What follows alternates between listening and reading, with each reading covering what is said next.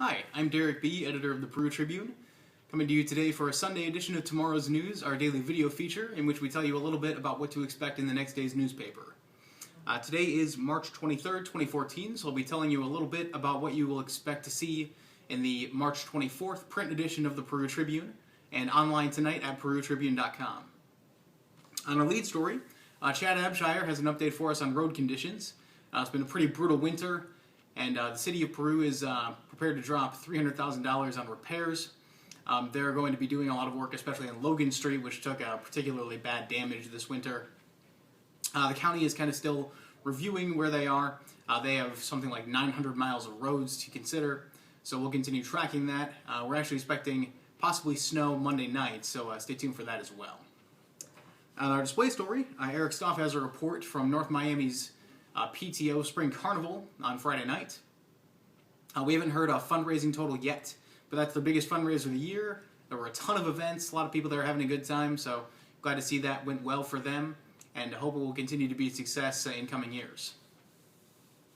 We had a low A1 story from me as well. It's a preview of the Peru Community Schools Band Festival, which is happening Wednesday night. Diane Haley, who is the band director at Peru High and also at Blair Point Elementary School, which I did not know until this week, talked to me a little bit about that. There will be over 150 kids on stage for the combined performance at the end. And yes, I'm very excited about being able to use over to mean more than in news copy. Thank you, AP Stylebook. That concert is 7 o'clock at the Peru High Auditorium on Wednesday, and it's free. We also had a story from Pat Stackhouse, who's a frequent contributor for us. She talked to Jenna and Ron McDormand, who are local foster parents, about their experience, and also got to speak to some authorities about what it is that it takes to become a foster parent and to be a successful foster parent. It's a really interesting look into a life that I had never heard about before, so I hope you'll take a look at that and continue to learn a little bit more about the ways that folks are parents in our community.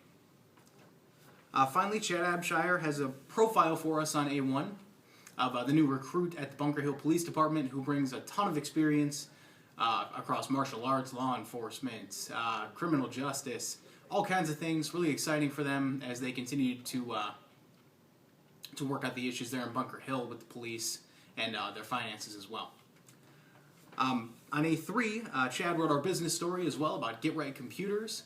Mechanical graduate who's actually just a couple of years out of school is starting a business in downtown Peru to fix up people's computers at half of what other shops cost, he claims. So pretty exciting. Hope folks will support them.